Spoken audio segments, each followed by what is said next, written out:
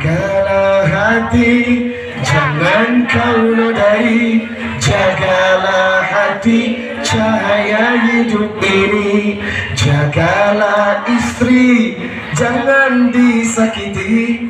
Tangisan istri, tangisan bidadari. Jagalah suami, jangan dibohongi. Ridhonya suami, ridhonya ilahi. Doakan istri supaya naik haji. Doakan suami agar menikah lagi.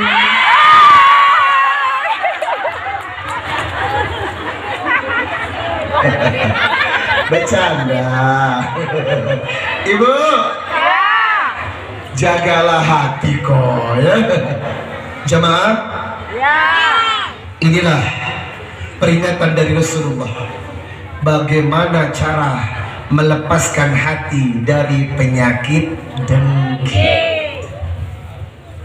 Tadi saya sudah berkata di awal, la tahasadu, jangan saling mendengki. Wala tanajasu, jangan suka menipu orang. Wala tabagadu, jangan suka membenci orang. Wala tadabaru, jangan membelakangi orang. Ibu tahu membelakangi orang? Suka ngomongin orang. Wala yabak ba'dukum ala bai'i ba', jangan membeli barang yang sudah ditawar saudara Anda. Jangan membeli barang yang sudah disukai oleh saudara Anda dan sudah ditawar tapi Anda merampasnya. Wa kunu ibadallahi ikhwana, dan jadilah keluarga karena Allah. Al-muslim akhul muslim, setiap muslim bersaudara. La yaklimuhu, jangan saling mendolimi. Ibu, jangan coba-coba menyakiti orang ya. Saya titip kepada Bapak, jangan melukai orang yang tidak bersalah, Pak. Sebab Nabi berkata, "Thalathun da'awatil mustajabat", 3 doa orang yang dikabulkan secepat kilat. Ketika dia berdoa, tidak ada penghalang. Yang pertama, da'watul madlum, orang yang tertolim. Kalau ibu menyakiti orang, dia tidak salah, dia tidak melawan, dia diam, lalu bangun tengah malam berdoa kepada Allah, Anda dalam masalah besar. Hati-hati. Yang kedua, dakwatul musafir, doa seorang musafir. Selama orang itu bepergian dan berbuat baik, maka doanya selalu dikabulkan. Makanya ibu kalau ada seorang musafir, doakan saya ya, doanya akan cepat dikabulkan. Saya seorang musafir dari Jakarta ke Bandung keliling. Ketika ibu meminta doa kepada saya, maka doanya hari itu dikabulkan. Amin. Itu janji Allah. Yang ketiga, dakwatul walidain ala walidihima, doa orang tua kepada anaknya. Ingat, la yadlimuhu, jangan mendolimi orang, karena sekali dia sakit hati dan dia berdoa, Anda dalam masalah besar. La yakhduluhu, jangan saling menelantarkan.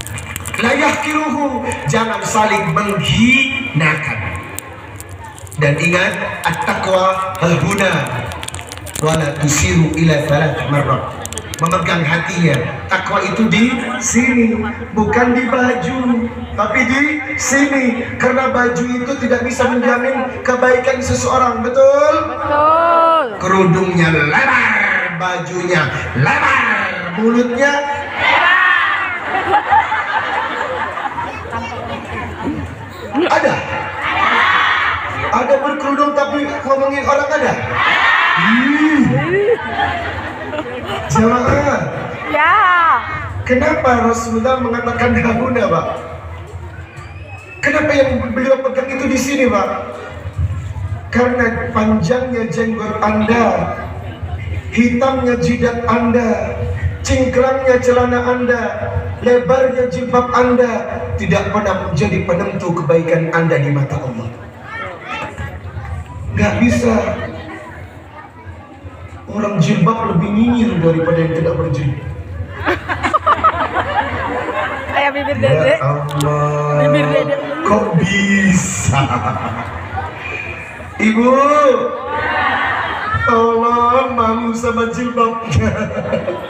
Orang pakai jilbab itu libas takwa, pakaian ketakwaan, otomatis akhlaknya juga dijaga, betul? Lah ini jilbaban tapi mulutnya.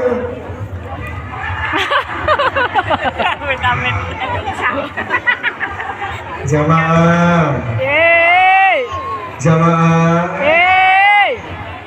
bihasbin ri'im minasyarri, dan orang itu dikatakan orang yang paling buruk di hadapan Allah, orang yang paling jelek di hadapan Allah.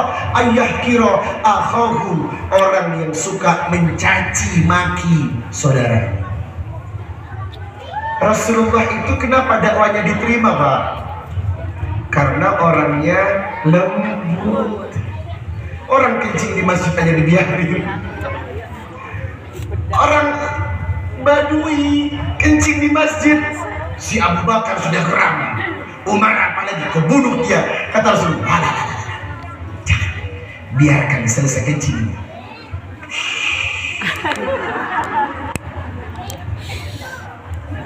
Oh, jamaah, ibu pikirannya kemana-mana dia. Jamaah, kencing di masjid dibiarin, Pak. Sekarang Bapak kalau ada orang kencing di sini biarin tidak? Udah bangser turun tangan, sikat orang itu. Nggak begitu Nabi, Pak. Biarkan dia. Karena dia tidak tahu. Setelah berlalu begitu jauh, baru Nabi mendatangi. Nabi itu kalau kasih nasihat nggak mungkin di hadapan orang. Karena kalau nasihat di hadapan orang itu bukan nasihat tapi menjatuhkan. Ibu jangan pernah nasihati orang di hadapan orang banyak. Malu dia. Malu, Pak. Jilbabnya itu loh.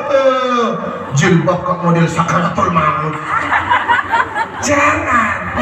Orang itu bukan nasihat menjatuhkan. Orang kalau kasih nasihat berdua, Pak. Rasulullah kejar orang itu. Lalu dia bertanya, kamu kenapa kencing di situ? Emang kenapa? Itu masjid. Hah? Apa itu masjid?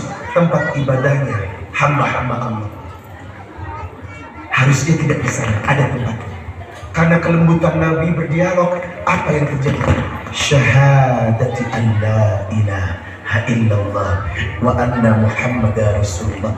Dia bersyahadat dan masuk Islam. Kalau Bapak kasar sama orang demi Allah, tidak akan ada yang simpati sama kita. Jangan kasar-kasar. Islam itu berkembang karena kelembutan. Ada setelah kita juga, ada tuh yang sebelah. Kadang dia takutnya paling masuk ke masjid saya nggak pakai jilbab, haram, neraka. Nggak gitu juga kali nasihat, Pak. Dia bilang saya ahli neraka. Saya bertanya, emang nenek lu yang punya kapling surga? Nggak gitu juga. Ibu? Ya. Ibu? Ya. Jadilah orang yang bebas dari penyakit hati. Bagaimana caranya bebas dari penyakit dengki? Yang pertama, pahami ilmu dan amal iman dengan baik. Tanpa ilmu Anda tidak akan tahu, Pak. Ibu? Ya.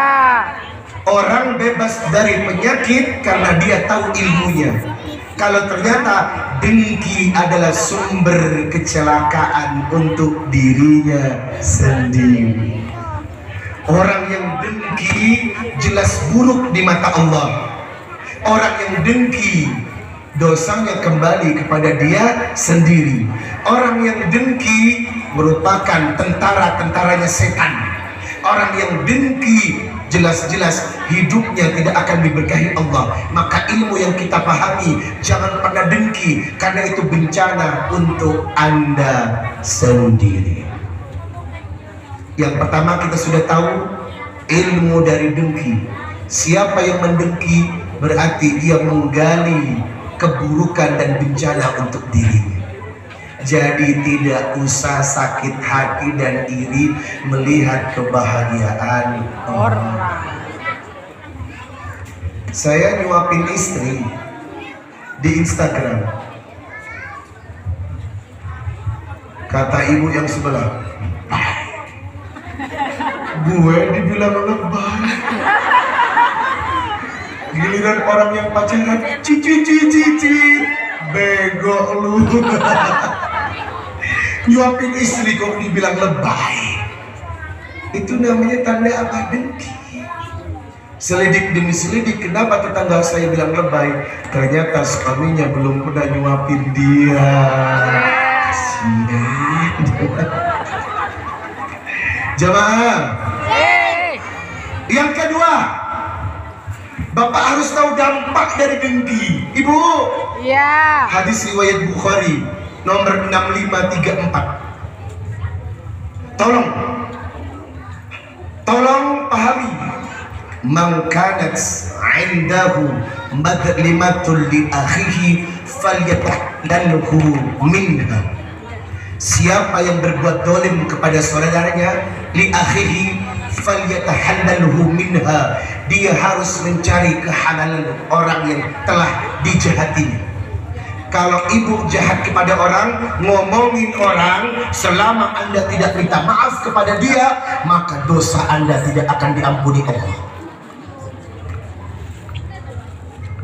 Bapak pahami, man kanat indahu madlimatul li akhihi, barang siapa yang mendolimi saudaranya, falyatahallalhu minha, minta kehalalan kepada saudaranya. Artinya Anda harus minta maaf. Selama Anda tidak minta maaf, maka demi Allah dosa Anda tidak diampuni. Beda kalau berbuat dosa kepada Allah, betul? Setelah tobat 2 rakaat, istighfar 100 kali, sudah diampuni. Nah sekarang kalau Anda ngomongin orang, kemudian tidak minta maaf kepada orang yang Anda omongin, demi Allah bahaya besar untuk hidup Anda. Ibu. Iya. Ibu. Iya. Nabi menjelaskan di hadis ini, fa inna laisa thumma dinarun wala dirham min qabli ayyukhada li akhihi min hasanatihi. Kalau Anda tidak minta maaf, maka pahala kebaikan Anda diambil, diberikan kepada orang yang Anda tolimi. Halo. Halo. Walam yakul lahu hasanatun akhidah min sayyi'atin akhihi faturihat alaihi. Kalau pahala Anda sudah habis dan Anda tetap tidak minta maaf, maka keburukan orang itu dipindahkan ke Anda. Inilah orang yang mukhlis alias bangkrut. Pahala Anda diambil dia. Habis nih, ibu udah habis, gak ada pahala. Stoknya sold out, terjual. Sekarang tinggal keburukan orang itu pindah ke Anda. Aduh, hati-hati Pak, jangan mudah nyakitin orang. Kalimat Nabi sudah jelas, madlimatil li akhihi, seseorang yang membuat dolim kepada saudaranya, falyatahallalhu minha, cari kehalalannya untuk minta maaf. Kalau Anda tidak minta maaf, perhatikan hadis yang tadi saya bacakan. Jemaah, aspek yang ketiga agar tidak mudah dengki adalah bersyukur. Apakah Bapak tidak ingat doa Nabi Sulaiman? Rabbi awzi'ni an ashkura ni'mataka allati an'amta alayya wa ala walidayya wa an a'mala salihan tardahu wa adkhilni bi rahmatika fi ibadika salihin. Ya Allah, ajari aku ilham untuk mensyukuri nikmat yang sudah ada ada. Nggak usah mikir nikmat yang belum ada, yang sudah ada aja syukurin. Kita kebanyakan mimpi, ya, seandainya punya ini, kulkas 4 pintu. Kulkas 1 pintu sudah cukup, ya enggak? Nggak usah 1 pintu, setengah pintu aja udah bagus. Ya enggak, Bu? Ibu kalau setengah pintu lebih sehat. Oh iya, kakak baru datang. Jamaah, Mana Fahun? Babaturan. obat penyakit dengki bersyukur. Perhatikan hadis riwayat Ahmad. Ibu, perhatikan hadis riwayat Ahmad. Man lam yashkuril qalila lam yashkuril katsira. Man lam yashkuril qalila lam yashkuril katsira.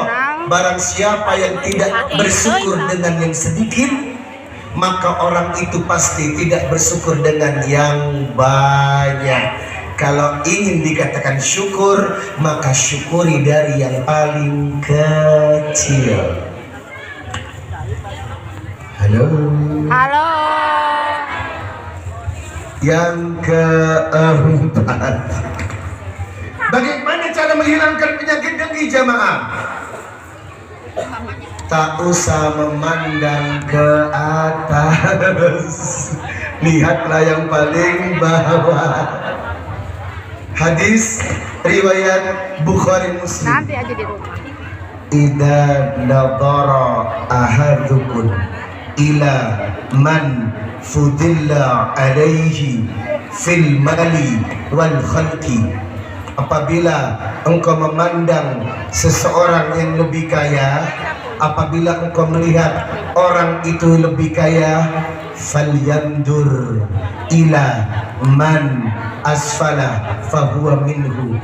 Lihatlah orang yang di bawahmu. Iya enggak? Ibu, yang lebih melarat dari Anda itu banyak. Yang lebih susah dari Anda itu banyak. Jangan nengok yang lebih kaya, tapi lihat yang lebih rendah agar Anda bersyukur. Ini perintah Nabi, Pak. Idza nadara ahadukum ila man fudilla alaihi fil mali wal khalqi. Kalau engkau melihat orang lebih berkecukupan dari engkau, falyandur ila man, maka lihatlah yang ada di bawah kita. Fahuwa asfala minhu. Siapa yang melihat di bawahnya, berarti insya Allah timbul rasa syukur. Jemaah, Ya. yang kelima, kalau ada orang yang kaya dan sukses, doakan. Halo. Halo. Ibu melihat teman sukses, alhamdulillah, doakan dia. Karena apa? Dakwatul mar'il muslim li akhihi dhahril ghaibi. Doa seorang muslim yang saudaranya tidak tahu didoakan. Dakwatul mar'il muslim li akhihi bi dhahril ghaibi.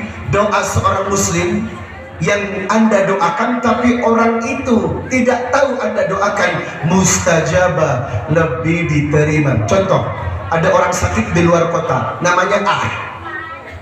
Ibu mendoakan, ya Allah semoga cepat sembuh. Doa ibu lebih didengar karena dia tidak tahu kalau Anda doakan. Jamaah, Ya.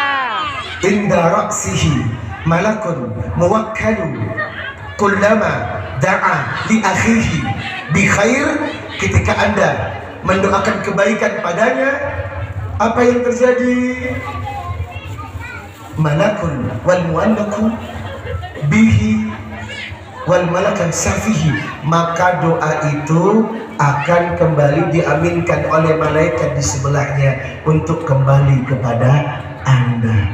Ya Allah, semoga rezeki mobilnya berkah. Amin. Ini balik ke Anda.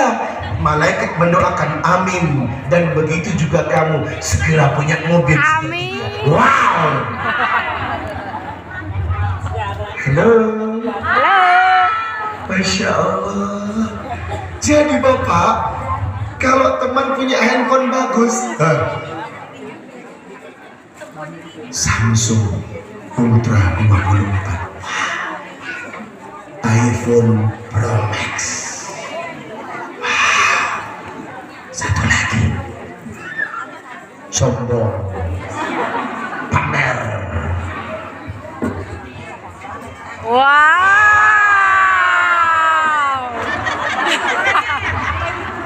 Jamaah, ini Bapak jangan iri, Pak. Jangan. Karena Nabi sudah berkata, inda ra'sihi malakun muwakkadu kullama da'a li akhi bi khair. Kalau Anda mendoakan saudara Anda, alhamdulillah handphonenya bagus, semoga berkah handphone yang dimiliki, maka doa ini diaminkan malaikat, amin, maka ini akan kembali ke dirimu, insya Allah kau juga punya handphone seperti dia. Wow, ya Allah, jamaah, Masya Allah, indah Pak.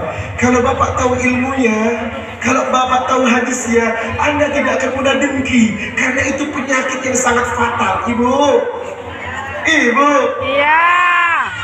Anda mana? Mbak mana?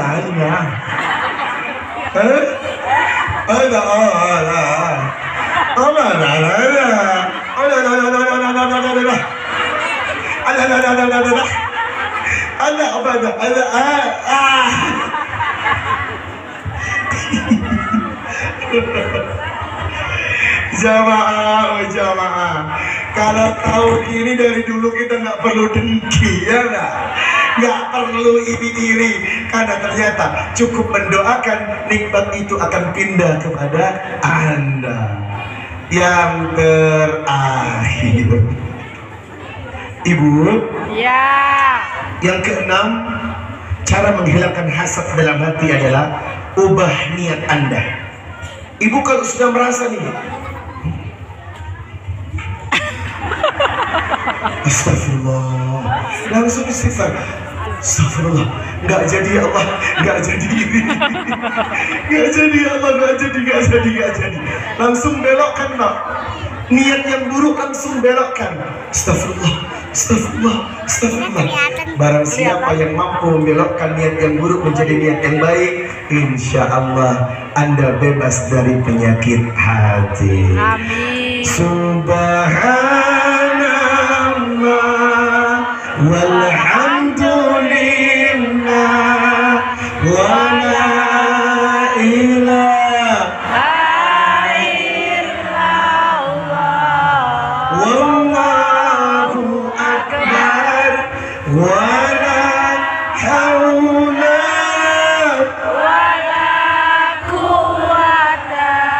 illa billahil Alil. alhamdulillah.